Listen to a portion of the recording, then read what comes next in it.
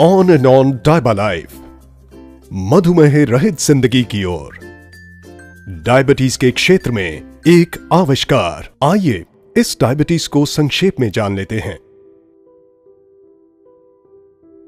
Diabetes mellitus या मधुमेह एक चयापचयी विकार है जो इंसुलिन स्राव की गड़बड़ी या इंसुलिन प्रक्रिया में गड़बड़ी या फिर दोनों ही वजहों से होता है। डायबिटीज पैनक्रियाज का विकार है। पैनक्रियाज इंसुलिन नामक एक पदार्थ को खून के अंदर रिलीज करता है, जिससे शरीर को ग्रहण किए गए खाद्य पदार्थों में से शर्करा व कार्बोहाइड्रेट्स को ग्रहण करने में मदद मिलती है। डायबिटीज कोई बीमारी नहीं है, बल्कि एक चयापचयी विकार है। किसी व्यक्ति को जब डायबिटीज होता है, तब या तो उसके पैनक्रियाज इंसुलिन बनाते ही नहीं हैं, या फिर अपर्याप्त मात्रा में इंसुलिन बनाते हैं, या फिर इंसुलिन बनता तो है परंतु ठीक तरीके से अपना काम नहीं कर पाता। डायबिटीज से होने वाली कई गंभीर परेशानियां हैं, जैसे हृदय रोग, पैरों में संक्रमण, लैंगिक समस्याएं, अल्जाइमर रोग, स्ट्रोक, मसूड़ों के रोग, सुनने में दिक्कत, स्नायु रोग, घाव का देर से भरना, दृष्टि दोष, किडनी व ब्लैडर फेलियर और गर्भावस्था की पेचीदगी इत्यादि।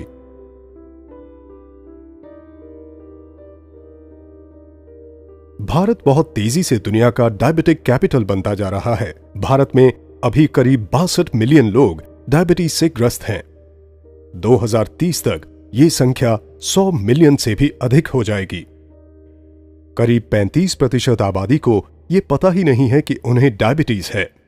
भारत डायबिटीज कैपिटल क्यों है? इसका एक मूल कारण है एशियन इंडियन फेनोटाइप, जिसमें HbA1c का काउंट बढ़ जाता है। एशियन इंडियन फेनोटाइप में BMI कम होने के बावजूद भी कमर का घेरा काफी ज्यादा हो जाता है। पेट का मोटापा, न्यूनतर एडिपोनेक्टिन, उच्च C रिएक्टिव प्रोटीन स्तर इत्यादि की वजह से भारतीयों में इंसुलिन प्रतिरोध बढ़ जाता है। आइए हम इस HbA1c को समझ लेते हैं। जब आप अपने शुगर की जांच कराते हैं, जो उस जांच के वक्त का ही होता है, जबकि HbA1c के जांच में आपको 2-3 महीने के औसत स्तर का पता चलता है। इसे ग्लाइकेटेड हीमोग्लोबिन या A1c भी कहा जाता है। A1c शर्करा युक्त होकर परिवर्तित हो गया एक प्रकार का हीमोग्लोबिन है। जब शरीर शर्करा को प्रोसेस करता है, तब रक्त प्रवाह में मौजूद शर्करा स्वाभाविक रूप से लाल रक्त कण के एक प्रोटीन के साथ जुड़ जाता है। लाल रक्त कण की उम्र करीब 8 से 12 हफ्तों की होती है। इसीलिए HbA1c का मापन इस अवधि के औसत शुगर लेवल को दर्शाता है। बिना डायबिटीज वाले किसी व्यक्ति में ब्लड शुगर लेवल सामान्यतः एक जैसा रहता है, अर्थात खून में मौजूद प्रोटीन में ज्यादा ग्लूकोज संलग्न नहीं होते। HbA1c लेवल अपेक्षाकृत रूप से कम होता है, क्योंकि वे ग्लूकोज को रक्त से बाहर करने में सक्षम होते हैं। लेकिन डायबिटीज ग्रस्त लोगों में शरीर शर्करा को रक्त से बाहर करने में सक्षम नहीं होता है और परिणाम स्वरूप ग्लूकोज खून में ही रह जाता है।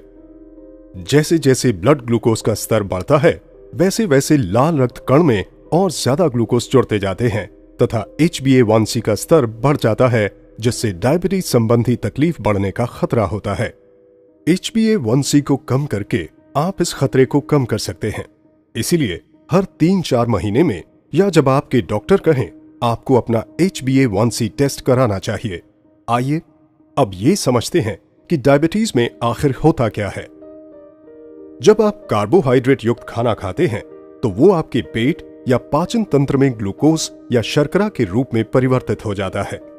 हमें अपने आहार में से ग्लूकोज की जरूरत होती है, क्योंकि उससे हमें ऊर्जा मिलती है। चीजें जैसे स्टार्च युक्त आहार, शर्करा युक्त आहार, दूध व डेयरी प्रोडक्ट्स एवं फलों इत्यादि में कार्बोहाइड्रेट होता है। ये ग्लूकोज फिर रक्त प्रवाह में जाता है और शरीर ये सेंस करता है कि ब्लड ग्लूकोज का स्तर बढ़ रहा है। इसकी प्रतिक्रिया में पेट के ठीक नीचे मौजूद एक छोटा सा ग्लैंड, जिसे पैनक्रियाज कहते हैं, इंसुलिन नामक हार्मोन रिलीज करना शुरू कर देता है। इस इंसुलिन की मदद से हम अपने ग्रहित आहार में से ऊर्जा ले पाते हैं। फिर इस ग्लूकोज एवं इंसुलिन को रक्त प्रवाह के जरिए शरीर के हर उस कोशिका तक पहुंचाया जाता है जिसे ऊर्जा के लिए इसकी जरूरत होती है। इसे आसानी से समझने के लिए इन पेशी कोशिकाओं को देखें। इन पेशी कोशिकाओं के पास वो इंसुलिन ही है जिसकी वजह से ग्लूकोज कोशिकाओं के अंदर समाहित हो सकता है ताकि शरीर को ऊर्जा मिल सके। ऐसे समझें कि इंसुलिन इन कोशिकाओं के दरवाजे पर लगे तालों की चाबियां हैं। जब ये चाबी होगी तभी दरवाजे खुलेंगे और ग्लूकोज कोशिकाओं के अंदर जा सकेगा। इस प्रकार ब्लड ग्लूकोज का स्तर नहीं गिरता है, लेकिन लीवर के द्वारा उसमें संचित किए गए अतिरिक्त ग्लूकोज को रिलीज करके इस ब्लड ग्लूकोज लेवल को कभी भी टॉप अप किया जा सकता है। ब्लड ग्लूकोज बार बार बढ़ता है और ज्यादा से ज्यादा इंसुलिन पैदा करता है ताकि वो उन बंद दरवाजों के ताले की चाबी बनकर उस ग्लूकोज को रक्त प्रवाह के जरिए कोशिकाओं के अंदर पहुंचा सके। रक्त शर्करा जब ऑप्टिमम लेवल पर होता है तब शरीर उत्तम रूप से काम करता है, लेकिन जब ब्लड शुगर का लेवल बढ़ जाता है तो शरीर ठीक से काम नहीं कर पाता। सामान्यतः हमारे शरीर के अंदर ही एक साइकिल होता है जो शरीर में इंसुलिन एवं ग्लूकोज स्तर को संतुलित करता है, और ये संतुलन निर्भर करता है हमारे आहार, पैनक्रियाज एवं लिवर पर। कुछ लोगों में जब यह सिस्टम ठीक से काम नहीं करता है तब उसे डायबिटीज कहते हैं। डायबिटीज मुख्यतः 3 प्रकार के होते हैं: टाइप 1, टाइप 2 एवं GDM। आइए जानते हैं टाइप 1 के बारे में। डायबिटीज में शरीर में इंसुलिन का निर्माण ही नहीं होता है। ये एक ऑटो इम्यून रिस्पॉन्स की वजह से होता है जिसमें कि पैनक्रियाज के अंदर की इंसुलिन निर्माण करने वाली कोशिकाओं को शरीर ने नष्ट कर दिया है। अभी तक ये नहीं पता लगाया जा सका है कि ये कुछ लोगों में क्यों होता है और अन्य लोगों में क्यों नहीं होता। कुल डायबिटीज की आबादी का करीब 10% टाइप 1 डायबिटीज होता है। ज्यादा करके ये 40 साल से कम की उम्र में ही हो जाता है और बचपन में होने वाली डायबिटीज का ये एक मुख्य प्रकार है। आइए अब बात करते हैं टाइप 2 डायबिटीज की। डायबिटीज मधुमेह पीड़ितों की कुल आबादी का करीब 90% होता है। पाश्चात्य देशों एवं गोरे लोगों में ये 40 साल की उम्र के बाद होता है, जबकि एशियन एवं भारतीय मूल के लोगों में ये 25 साल की उम्र के बाद हो सकता है। टाइप 2 डायबिटीज थोड़ा जटिल है क्योंकि इसमें अनेक प्रक्रियाएं जिम्मेदार हैं। इसमें या तो शरीर पर्याप्त इंसुलिन नहीं बना पाता है या फिर बना हुआ इंसुलिन ठीक से काम नहीं करता है। ये शरीर का वजन अधिक होने से भी हो सकता है। चर्बी की वृद्धि की वजह से इंसुलिन अपना कार्य सही तरीके से नहीं कर पाता, लेकिन ये सही वजन वाले लोगों को भी हो सकता है। टाइप 2 डायबिटीज में कार्बोहाइड्रेट युक्त आहार पेट एवं पाचन तंत्र में सामान्य रूप से ही ग्लूकोज में परिवर्तित होता है। फिर वो ग्लूकोज रक्त प्रवाह में जाता है। पैनक्रियाज इंसुलिन का निर्माण शुरू कर देता है जो ग्लूकोज के साथ रक्त प्रवाह के जरिए शरीर के उन सभी कोशिकाओं तक प्रवाहित होता है जिन्हें ऊर्जा के लिए ग्लूकोज की जरूरत होती है। परंतु यहां ग्लूकोज किसी भी तरीके से कोशिकाओं में प्रवेश नहीं कर पाता है क्योंकि उनके दरवाजों के ताले चर्बी जमा हो जाने की वजह से अवरुद्ध हो जाते हैं। अर्थात इंसुलिन भी उन कोशिकाओं के दरवाजों को ठीक से खोल नहीं पाता और इस वजह से शरीर में शुगर लेवल बढ़ता जाता है। इसके प्रतिक्रिया में पैनक्रियाज और ज्यादा इंसुलिन का निर्माण करता है, अतः रक्त शर्करा का स्तर बढ़ने लगता है और इंसुलिन का स्तर भी बढ़ता जाता है। ये स्थिति और भी ज्यादा जटिल हो जाती है जब ऊर्जा के लिए व्याकुल कोशिकाएं लिवर को इमरजेंसी सिग्नल भेजने लगती हैं ताकि लिवर अपने संग्रहित ग्लूकोज को रिलीज करे। इस प्रकार ब्लड शुगर का स्तर और भी बढ़ता है और पैनक्रियाज और ज्यादा इंसुलिन बनाती रहती हैं। पैनक्रियाज ये काम तब तक करती रहती हैं जब तक वो थक ना जाएं, और ऐसे में अंततः वो क्षतिग्रस्त हो जाती हैं। टाइप 2 डायबिटीज के लक्षण बड़ी देर से प्रकट होते हैं और कुछ लोगों में तो इसका कोई लक्षण प्रकट ही नहीं होता है। यही कारण है कि टाइप 2 डायबिटीज से ग्रस्त लोग 10 साल तक भी बिना किसी लक्षण के हो सकते हैं।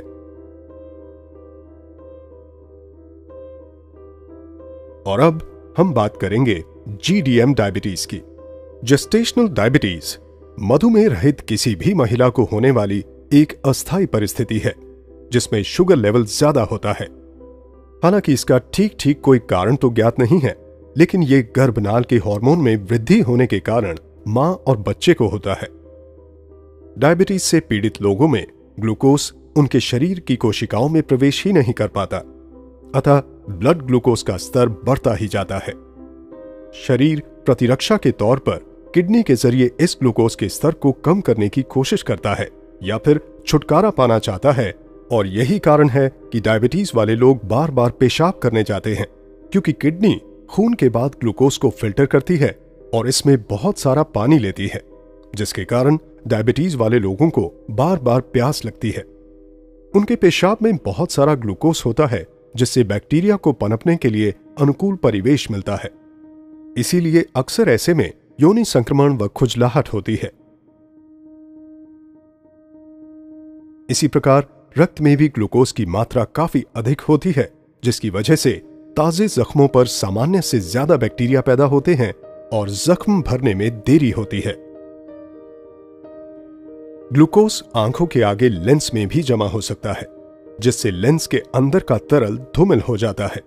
इसकी वजह से डायबिटीज ग्रस्त कुछ लोगों को धुंधला दिखाई देता है, क्योंकि ग्लूकोज शरीर की कोशिकाओं में पहुंच ही नहीं पाता, जिससे कि शरीर को ऊर्जा नहीं मिल पाती है और परिणाम स्वरूप डायबिटीज वाले लोगों को ज्यादा थकान महसूस होती है और वो अपने दैनिक कार्यों को करने में भी असमर्थ महसूस करते हैं। लेकिन वहीं दूसरी ओर शरीर को काम करने के लिए ऊर्जा की निरंतर जरूरत होती है। ऐसी स्थिति में ऊर्जा पाने के लिए शरीर अपने अंदर संग्रहित वसा को तोड़ना शुरू कर देता है, और यही कारण है कि डायबिटीज में शरीर का वजन कम होने लगता है। इस प्रकार डायबिटीज के मुख्य लक्षणों पर एक नजर डालें तो वो हैं बार बार पेशाब के लिए जाना, ज्यादा प्यास लगना, योनि संक्रमण एवं खुजलाहट, जख्म का देर से भरना, धुंधली दृष्टि होना, थकान महसूस करना एवं वजन में कमी होना। डायबालाइफ डायबिटीज केयर के क्षेत्र में एक आविष्कार है। डायबालाइफ लहसुन के अंदर मौजूद स्टेबलाइज्ड एलिसिन पर आधारित है। लहसुन को एक चमत्कारी औषधि के रूप में जाना जाता है। लहसुन का इस्तेमाल प्राचीन काल से होता रहा है और ये इलाज एवं रक्षा के लिए इस्तेमाल किए जाने वाले पौधों में से है, जिसका लिखित प्रमाण है। लहसुन प्राचीनतम उगाए जाने वाले पौधों में से एक है, जिसे 5000 से भी ज्यादा वर्षों से उगाया जा रहा है। सभ्यता की शुरुआत से ही लहसुन का प्रयोग होता रहा है, चाहे वो मिस्र का पिरामिड हो या प्राचीनतम मंदिर। मजे की बात तो ये है कि वैसी सभ्यताएं जो कभी एक दूसरे के संपर्क में नहीं आई, फिर भी उन्होंने लहसुन का प्रयोग अपने उपचार व चिकित्सा में किया। मिस्र, रोम, चीन, भारत के प्राचीन मेडिकल की पुस्तकों में लहसुन के औषधीय गुणों का विवरण है।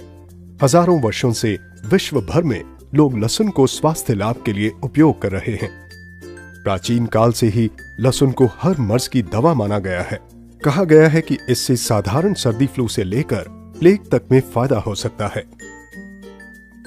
लहसुन डायबिटीज पर नियंत्रण करने में मदद करता है। लहसुन में पाया जाने वाला एलिसिन HbA1c को नियंत्रित करने में बेहद कारगर है, जो कि डायबिटीज कंट्रोल के लिए बेहद अहम है। ये ग्लूकोज टॉलरेंस को सामान्य स्तर में रखने में मदद करता है। लहसुन एंटीबैक्टीरियल, एंटीवायरल एवं एंटी फंगल है।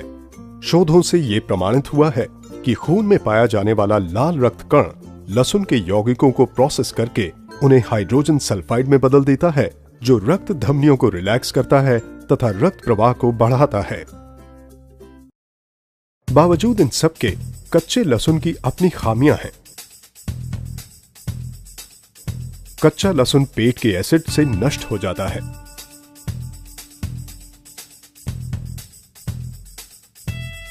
ये आंतों के एपिथेलियल कोशिकाओं द्वारा अपघटित हो जाता है।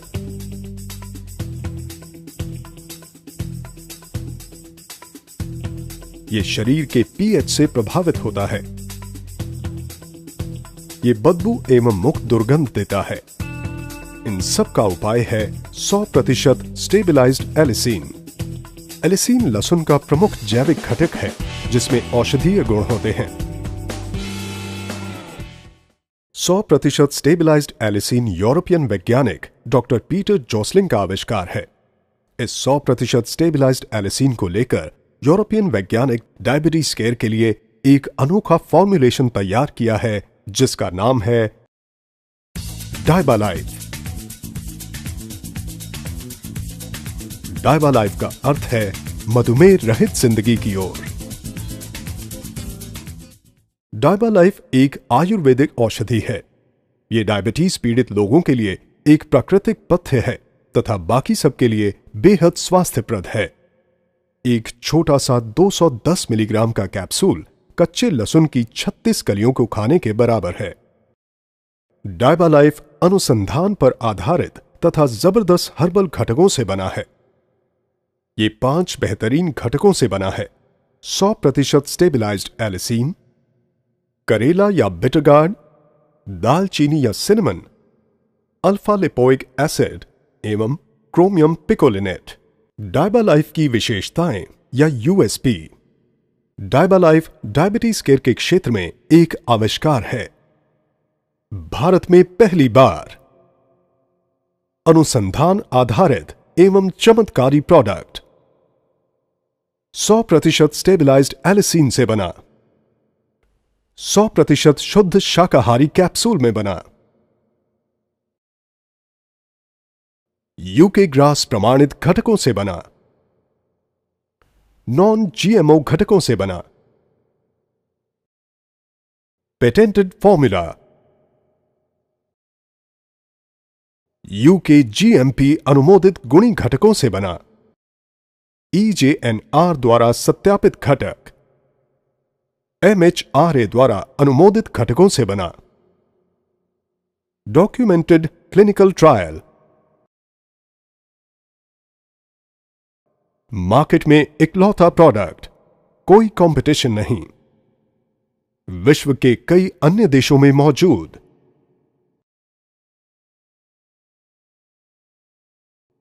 पूरी तरह से प्राकृतिक, कोई दुष्परिणाम नहीं। डायबालाइफ डायबिटीज के लिए खास तौर पर बनाया गया हमारा पहला फॉर्मूला है। इसके अंदर अनेक घटक हैं, लेकिन एलिसिन स्पष्टतः मुख्य घटक है जो टाइप 1 एवं टाइप 2 डायबिटीज में बेहद प्रभावी है। HbA1c को नियंत्रित करने में एलिसिन बेहद कारगर है। HbA1c हीमोग्लोबिन के साथ जोड़ने वाले ग्लूकोज का मापन है जो डायबिटीज कंट्रोल के लिए बिल्कुल अहम है। डायबालाइफ में मौजूद दूसरे अन्य घटक भी बेहद फायदेमंद हैं जो शरीर में इंसुलिन प्रतिरोध को कम करने में मदद करते हैं तथा ग्लूकोज टॉलरेंस की सामान्य स्थिति को सुनिश्चित करते हैं। डायबालाइफ का उद्देश्य प्री डायबिटिक लोगों को डायबिटीज से बचाना है। डायबालाइफ पाचन प्रक्रिया में से ज्यादा न्यूट्रिएंट व विटामिन अवशोषित कराता है तथा इंसुलिन प्रतिरोध को कम करता है जिससे कि प्री डायबिटिक स्थिति में कमी आती है। डायबालाइफ सबके लिए फायदेमंद है। डायबालाइफ ब्लड शुगर के लेवल को कम करने में मदद करता है। डायबालाइफ कोलेस्ट्रॉल को नियंत्रित करने में मदद करता है। डायबालाइफ इम्यूनिटी या प्रतिरक्षा को बढ़ाता है। डायबालाइफ ब्लड प्रेशर को नियंत्रित करने में भी मदद करता है। डायबालाइफ का R&D एवं प्रोसेसिंग अत्याधुनिक तकनीकी युक्त संयंत्रों में किया गया है।